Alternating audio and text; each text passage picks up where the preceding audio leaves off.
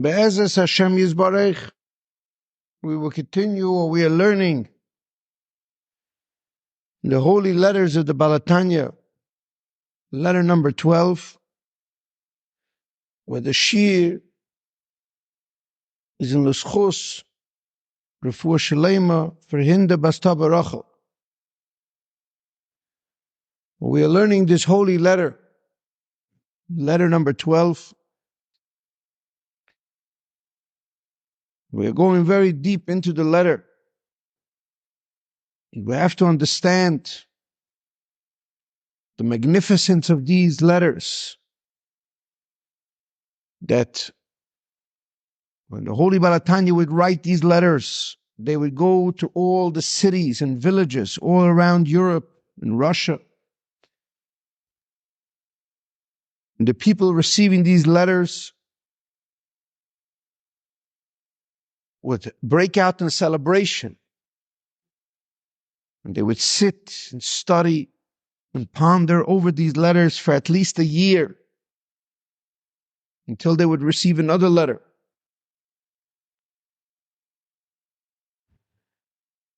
So the tremendous secrets, tremendous revelations and revolutions that are contained within this letter must be mined and extracted as we traverse and we go on a voyage throughout thousands of pages of Hasidic philosophy to be able to see the nucleus and the energy of the radical transformations that we learn in this letter, to be able to see now with panoramic vision the whole entire Torah, the new life force, the infusion, the vivid, vivifying, soulful Torah, where the Torah comes alive, where the story has tremendous meaning, where it's a moment in time that's everlasting, where the Torah becomes a never-ending story of my life, where I see myself as part of that story. And I understand the enormous contribution that I give to humanity.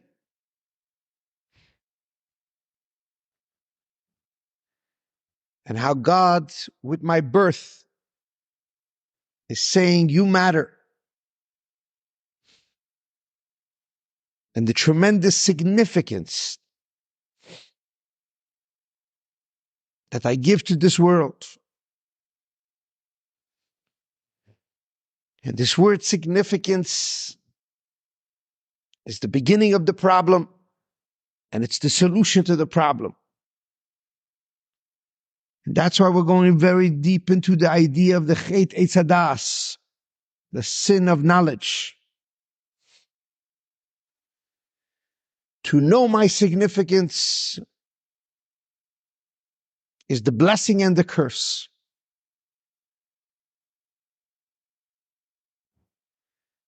What do I do with this knowledge? What happened with Adam and Chava when they knew this knowledge? They knew their significance. Soon as they ate from the tree of knowledge, each one saw their significance. And then started the gender wars, the war between the genders, and the war of blame, as opposed to responsibility.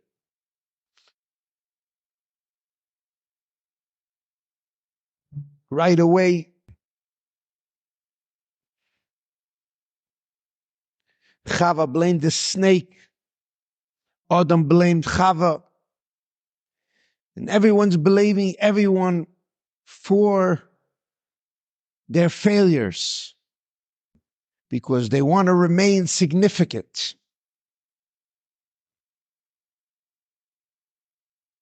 And Adam sees what he brings to the table, which is the strength of man, the strength of the seed, the creative ability, the intent, the idea of love, the idea in general, the blueprint. And Chava brings to the table the significance of one moment in time,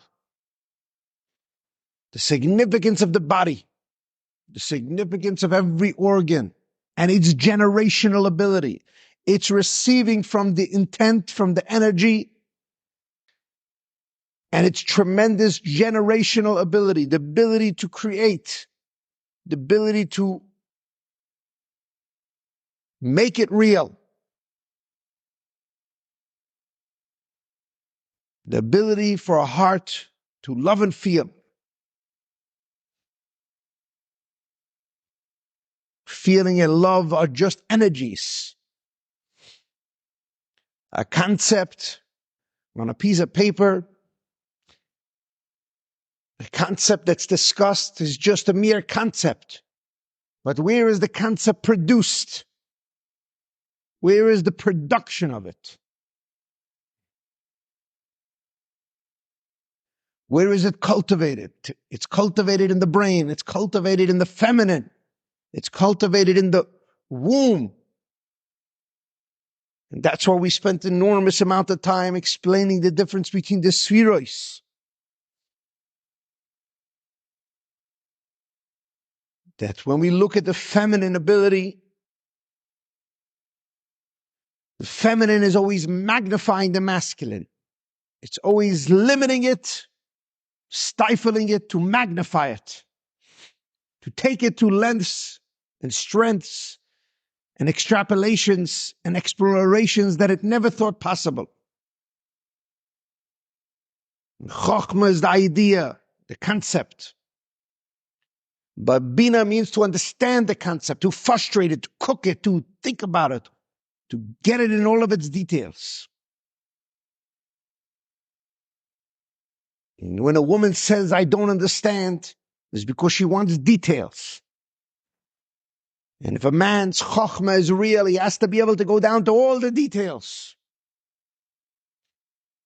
And the tremendous gift of marriage is the wife will stifle you, will force your knowledge to become real, force your love to become real, force your conquering ability,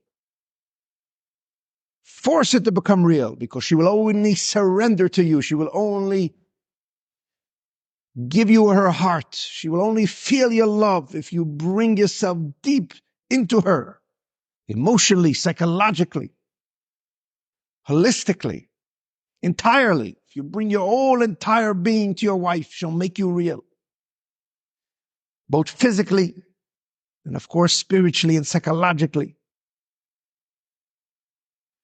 And for that, you need a tremendous interaction with the opening of the feminine ability to receive, to be willing, to accept, and the tremendous conquering and seduction. We're talking psychological, talking, speaking, communicating, frustrating each other, to make peace between oppositional energies. Love to be felt and to become real. Love to be narrowed down, not to remain a concept, not to be hovering. Man is superficial energy. From him can never be born a child. A woman will make that child from the superficial energy. And to understand this in its enormity, if you're a man, to see what the woman gives you in its truth, in its essence, not the superficial idea that created the plight, which is the gender wars, which is why I want to conquer you, why I'm better than you, why I want your significance, why I want my significance. But to understand the paradox of marriage, to understand the idea of being self, of retaining a self, is only so I can merge with you, so I can give you that self. To understand this in its enormity. And to understand that whatever you stand for, if you're a man, your wife will make it real. She will make one moment in time real, because she represents the body and you represent the soul. The soul is an idea. But it's one moment in time that makes that soul real. One moment of intimacy, a child is created. 9 months, the woman will take one moment in time and she will make it real. And that is each one of her spheres. She represents Bina, which is the understanding. She will make the knowledge understood. She represents Gvura, which is feeling and holding in the body. She will make that love real. That love will be felt by her, or else it's fake love. And she represents surrender, devotion. She'll devote herself to her man if he narrows himself down and conquers her and shows her that she's his everything. He is nothing without her. If he makes her know that all the time, she'll devote. She will devote. She will not surrender and devote herself to anyone. She will devote. She is very, very firm and grounded, but she will surrender to the one who makes her his obsession. You make her know that you're nothing without her, and she'll give herself entirely to you. Netzach and Hoyt. Netzach and Hoyt are two opposites. One is the conqueror, and one is the surrender. They're both two different extremes. Two different extremes. The one who's conquering is not surrendering. But in fact, they're made for each other. They amplify each other. The one who surrenders is the greatest conqueror of all, because she stands firm to her ground. And only with tremendous conquering ability will she surrender. And she is really conquering when she surrenders. She's conquering someone's love. She is conquering, she's standing firm until that love takes her over, till that love is entirely felt. So these 10 energies are two sides of a coin. One side is the idea, and the other side is the amplification. The birthing ability, the womb, the tremendous extrapolation and cooking ability. And why is this so important to understand? Because this is God and the Jewish people. To understand this in its enormity. Adam and Chava is no story of husband and wife. Your marriage is not a story of you and your wife. We are talking about a collective story of consciousness with God and the Jewish people. Soul and body. Creator of the world and its mirror image, the partner of creation in creation. Husband and wife. Who's more important? Who is making who? The king and the queen. King and his kingdom. And this is the tremendous confusion with the Chet Tzedas. That to see the separateness of yourself, to see the separateness of the creator and the partner of creation, to ask who is really creating in this world, is it the man or is it the woman? And to come to understanding that these gender wars were just so you should have this question about you and God. So you should interact with God, you and your wife, or the wife and the husband. Or any person should always understand this interactivity between husband and wife, between God and the Jewish people. Where in God's tefillin, it says the Jewish people's name, and in the Jewish people's tefillin, it says God's name. Because we were made for each other. Like body and soul, we represent the body. Of course, a body also has a soul. And of course, that soul is trapped. But in that trapping is the creativity of the womb.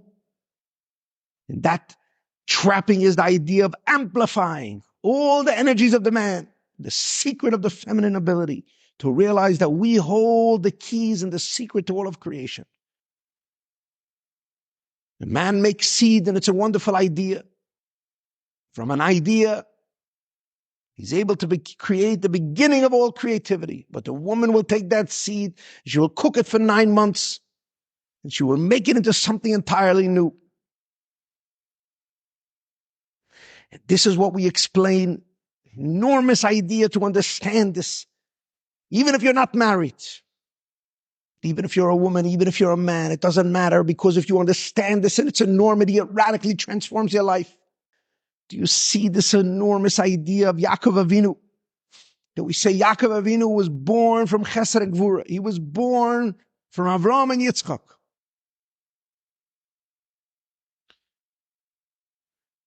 And then Yaakov has to marry two women. Because who's going to make his compassion real? Do you see that Yaakov Avinu is a compassionate person? Do you see Titin Emes Yaakov? Do you see Mavriach min hakotza lekotza, that he goes from one extreme to the other extreme? Do you see compassion? Do you see in Yaakov Avinu something different than Avraham and Yitzchak? You see it when you look at his wives. You see it on the day of his wedding. You understand, on the day of Yaakov's wedding, he was supposed to marry the woman of his dreams, Rachel. Reish Ches, it's the beginning of the words Rachamim. Rachel, the feminine sheep. She was the most sweetest, most sensitive, caring, beautiful woman that existed in the world. But inside her heart was burning with compassion, burning with sensitivity, burning with shame. A love that's born out of shame. When she looked at her sister, who wasn't as beautiful as her, and she looked at her sister and she imagined the future of her sister seeing in the morning that she was married to her husband of her dreams, where all the wealth and all the beauty and all the charm was sheker achein behevel hayofi. It was all fake in her eyes, because the one thing that mattered to her on the day of her wedding was, what is my sister going to think tomorrow morning? And to give it all up without knowing what's going to be tomorrow. The tremendous love that's born from shame. What type of shame? The shame of the genders shaming each other, saying that I'm better than you, or tremendous shame from feeling, why was I given the gift? Am I going to really humiliate you tomorrow morning? And who's thinking like that? Would me and you ever think like that? The only thing that's going on in our mind. Do you understand why Rachel is going to bring Mashiach? Do you understand why she is the one who's praying for her children? Instead of thinking about her own wedding, she's thinking about her sister tomorrow morning. But it's not just a thought. You understand? She is the moment in time of Rachamim. Yaakov is the idea of Rachamim, and she's going to make it real. She's going to make her husband work through this idea, what she grasped in one moment. You understand? One moment of intimacy for a man, one moment of intimacy for a woman. It's two different worlds. The woman, that moment makes it real because she's quality all the time. Rachel was one moment of time. Real, true sensitivity. Feminine sheep. The most beautiful woman on planet Earth. But what was she thinking all the time? What did she represent? An internal shame. To ask herself, why am I the wealthy one? Why am I better than you? That was the shame, you understand?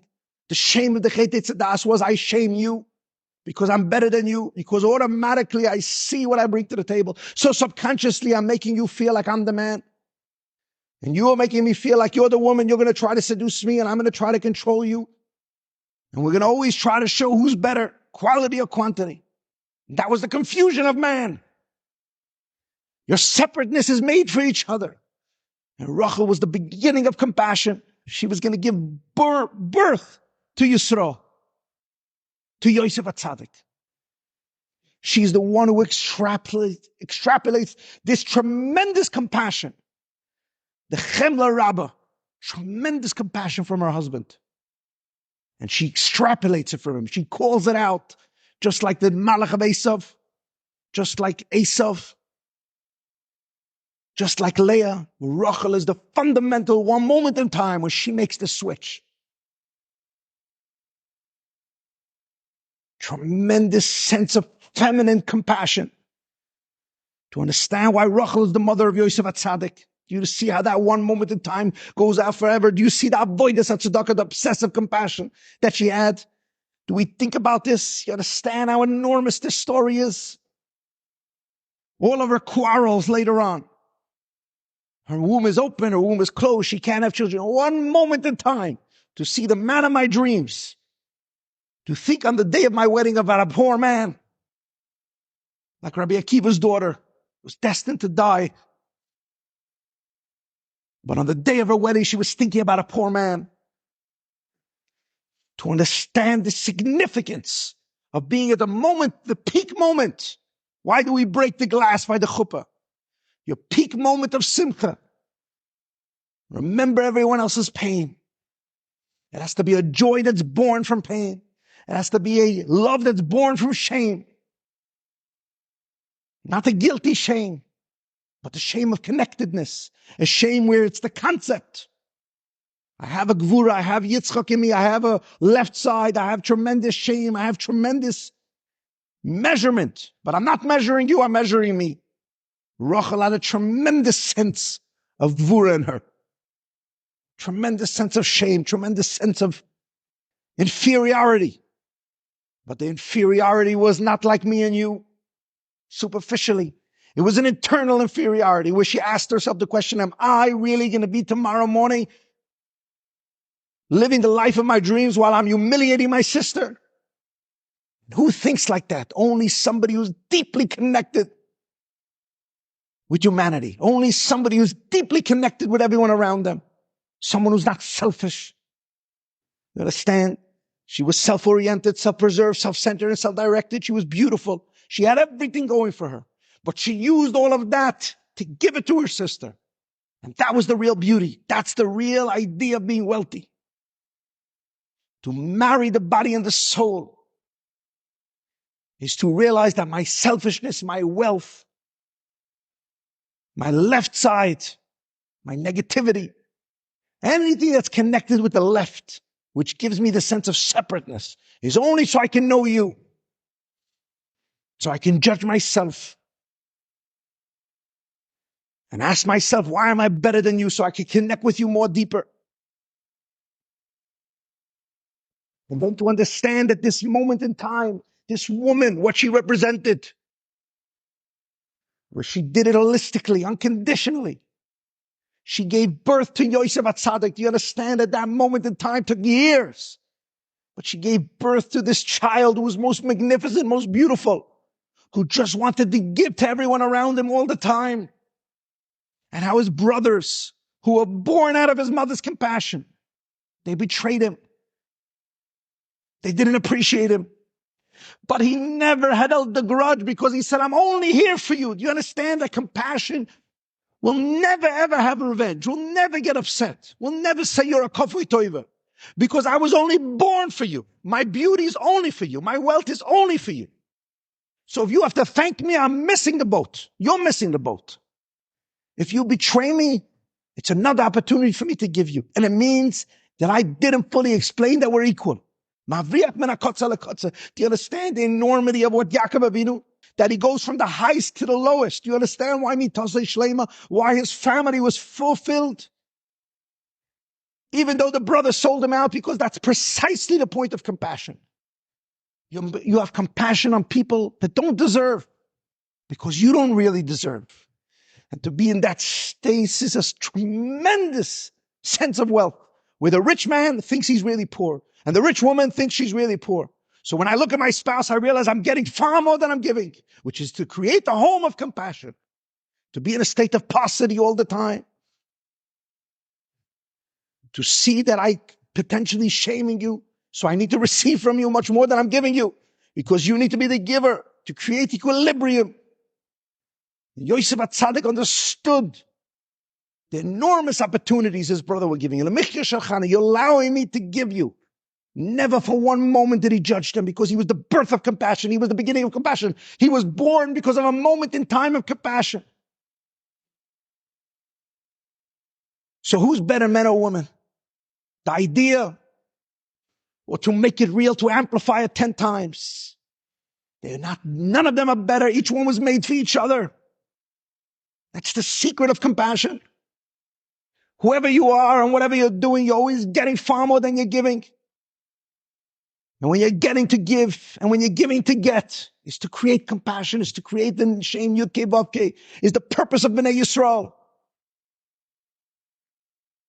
To understand this with every fiber of your being, to understand why we are called Yosef throughout the whole Gullus. Because one moment in time, Rachel decided to make her husband real. He didn't know what hit him. The next morning he woke up. And he lived with Leah for 7 years, Snua Leah, he couldn't understand. But that's compassion. Because a love that's born from shame, a love that's born from frustration, a love that's born from me discovering that I'm not really better than you. It may look like I'm better than you, but if I'm frustrated by you, that means I'm here for you. And it's the same thing in marriage. There's a love that's born from frustration, where it's unattached, unconditional. And the tremendous, enormous idea of compassion. That's the avodas tzedakah, because he's talking about one moment in time. One moment in time. One moment in time of true compassion, of qualitative compassion, is never ending and everlasting. Do you see it in Yosef HaTzadik? Do you see it going on and on and on? Malchus Beis Yosef, the beautiful. Do you see that beauty? That beauty was not feminine beauty. It wasn't the beauty of wealth. It was the beauty of internal compassion. A heart that's blazed with tremendous love that's born from shame, with tremendous love that's born from deep feeling, to feel your shame, to feel everyone around them all the time. A heart that's so sensitive, a heart that's so giving, but from sensitivity, from hearing, from listening, a listening heart. I'm listening to you. I'm not just giving. It's not about me. I'm going to humiliate you. I'm going to listen to you. I'm going to understand you. I'm going to take responsibility. She took responsibility. That was why she created compassion out of her husband. She took the gvura and she made it into chesed. She took Yaakov Avinu and she culminated Avraham and Yitzchak. She made that real because it was a tremendous wealth of the soul that was born through the body, but a body that wasn't trying to make someone better, but saying, I'm here for you. The body said, I'm here for the soul. The soul said, I'm here for the body.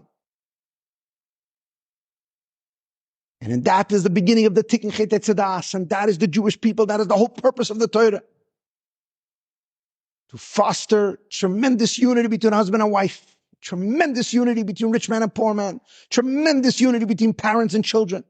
To understand that you're never better than anyone. You are made for everyone. And everyone's giving you far more than you're giving them. To understand it like Rachel understood it, one moment in time, to be ready to do a sacrifice, one moment in your life, and to watch that sacrifice become never-ending and everlasting.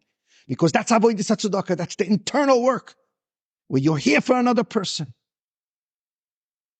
And to make that real, one moment in your life, which means true quality. That is the most magical thing in the world. That's the never-ending, everlasting. That's the energy we're going to live with in the Messianic Era. That's the miracle of the Jew. The paradox of myself and my soul. How do we work together? Paradox of myself and God. If myself is made for you, if my whole animal, if my whole body, my whole wealth was made for you, so I can serve you with it, so I can know myself, so I can know you, so I can know myself, so I can give myself to you. That is the most magical thing in the world.